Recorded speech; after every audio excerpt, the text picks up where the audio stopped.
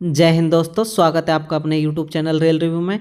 दोस्तों आज हम इस वीडियो के माध्यम से आरआरबी ग्रुप डी 2024 का एक लेटर आया है, जो रेलवे बोर्ड ने एक लेटर निकाला है, उसके बारे में डिस्कस करेंगे कि उसमें आपका क्या कुछ दिया हुआ है। उसके बाद जो आरआरबी जेई सीएमए डीएमएस के जो टोटल फॉर्म फिलअप का जो आरटीआई का रिप्लाई है वो भी आ गया है, उसके रिगार्डिंग भी हम डिस्कस करेंगे। तो जो इस चैनल पर नए हैं वो उसे सब्सक्राइब कर सकते हैं। चलिए आइए वीडियो शुरू करते हैं। ये आपका आरटीआई रिप्लाई है, जिसमें जो पहला क्वेश्चन उसमें दिया था, total number of application received under CEN 3/2024 JE, ये है आपका 11,01,266। यानी टोटल जो आपके फॉर्म अप्लाई हुए CEN 3/2024 जेई कैटेगरी के, वो है आपके 11,01,266। इसमें जो CMA और DMS के वो इंक्लूड नहीं है, ओनली जो जेई जो कैटेगरी है उसके है 11,01,266 फॉर्म।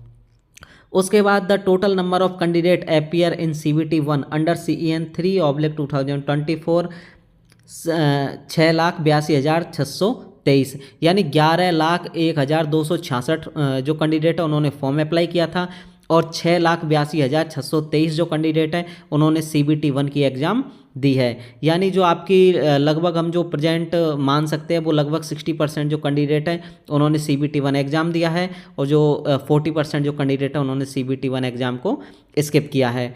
तो ये आपका जो डाटा है, ये आरटीआई के तहत जो डाटा आया है, ये सिर्फ जेई वाले जो कैंडिडेट है उनके लिए डाटा है। जो CMA और DMS वाले जो कैंडिडेट है उनके लिए डाटा नहीं है। तो ये जो आपका आरटीआई का रिप्लाई है। अभी हम जो ग्रुप डी वाले जो कैंडिडेट से के रिगार्डिंग एक जो नोटिस आया है उसको भी हम देख लेते हैं। ये वो नोटिस है, भारत सरकार रेल मंत्रालय रेलवे भर्ती बोर्ड आरआरबी सूचना, रेलवे प्रतिष्ठानों में प्रशिक्षित कोर्स कंप्लीटेड एक्ट अप्रेंटिस, यानी जिन्होंने अप्रेंटिसशिप कर रखी है जो कैंडिडेट है उनके लिए ये खबर है कि आवेदन प्रक्रिया और पात्रता के संबंध में CEN संख्या 8/2024 के तहत आवेदन करने वाले उम्मीदवारों से कुछ संदर्भ प्राप्त हुए। ऐसे उम्मीदवारों के ध्यान में निम्नलिखित बातें लाई जाती है। यानी जो जिन कैंडिडेटों ने अप्रेंटिसशिप कर रखी है और जो अप्रेंटिसशिप के तहत जो आरआरबी ग्रुप डी का एग्ज़ाम देने वाले थे, उनकी जो कौन कैंडिडेट इसमें एलिजिबल है, कौन कैंडिडेट जो है जो आवेदन कर सकते हैं, फॉर्म फिलअप कर सकते हैं, कौन नहीं कर सकते,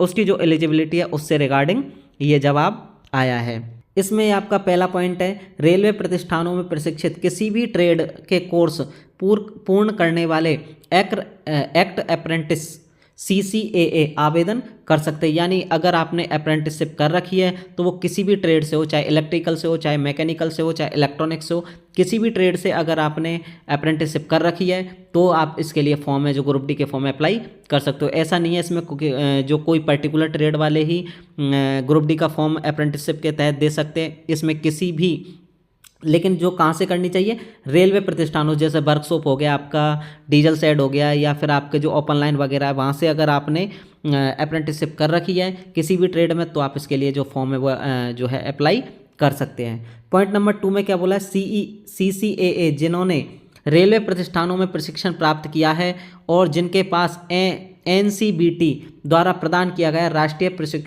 प्रशिक्षुता प्रमाण पत्र है, केवल वे ही पात्र होंगे। यानी आपके पास जो अप्रेंटिसशिप होनी चाहिए उसका जो सर्टिफिकेट है वो होना चाहिए, लेकिन किसके तहत होना चाहिए, आपका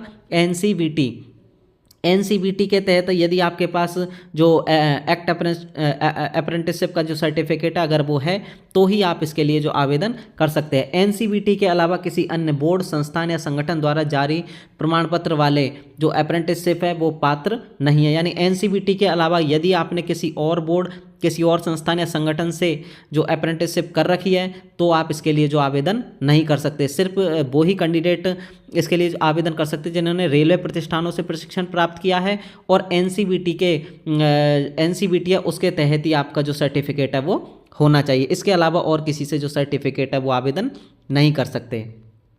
उसके बाद जो तीसरा पॉइंट है, ये आपका इंपॉर्टेंट पॉइंट ये भी है, रेलवे प्रतिष्ठानों में प्रशिक्षित CCAA जिन्होंने अपना प्रशिक्षण पूरा कर लिया है और जिनके पास NCBT द्वारा प्रदान किया गया राष्ट्रीय शिक्षकता प्रमाण पत्र NAC है, उन्हें प्रशिक्षण की अवधि, प्रमाण पत्र का विवरण और अंक ऑनलाइन आवेदन में सावधानी पूर्वक भरने चाहिए। मतलब जिन्होंने सर्टिफिकेट, जिनके पास ये सर्टिफिकेट है ऑलरेडी, जिन्होंने प्रशिक्षण पूरा कर लिया यानी ट्रेनिंग पूरी कर ली है, तो वो इसमें जो डिटेल है वो सावधानी पूर्वक करें। जिन अभ्यर्थियों ने ऑनलाइन आवेदन की अंतिम तिथि अर्थात 22/2/2025 से पहले एनसीबीटी परीक्षा दी है लेकिन जिनका परिणाम घोषित नहीं हुआ है, उन्हें ऑनलाइन आवेदन में अंतिम परीक्षा की तिथि भरनी चाहिए। मतलब जो कैंडिडेट है जिनका जो रिजल्ट भी नहीं आया है एनसीबीटी के तहत एग्ज़ाम का, तो भी जो वो कैंडिडेट है वो इसके लिए एलिजिबल है, यानी वो फॉर्म अप्लाई कर सकते हैं। ऐसा नहीं है कि जिनका रिजल्ट नहीं आया वो फॉर्म अप्लाई नहीं कर सकते, बशर्ते उनकी अगर एग्ज़ाम होगी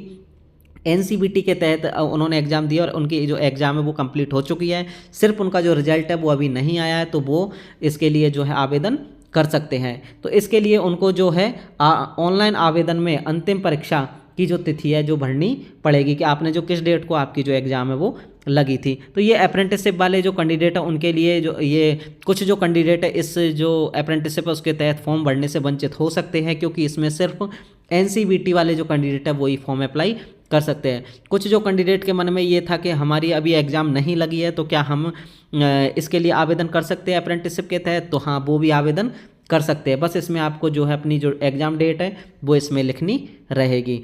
अप्रेंटिसशिप के रिगार्डिंग अगर आपको और किसी प्रकार की कोई क्वेरी हो तो आप कमेंट सेक्शन में पूछ सकते हैं। इसी के साथ मिलते हैं किसी नेक्स्ट वीडियो में। धन्यवाद दोस्तों।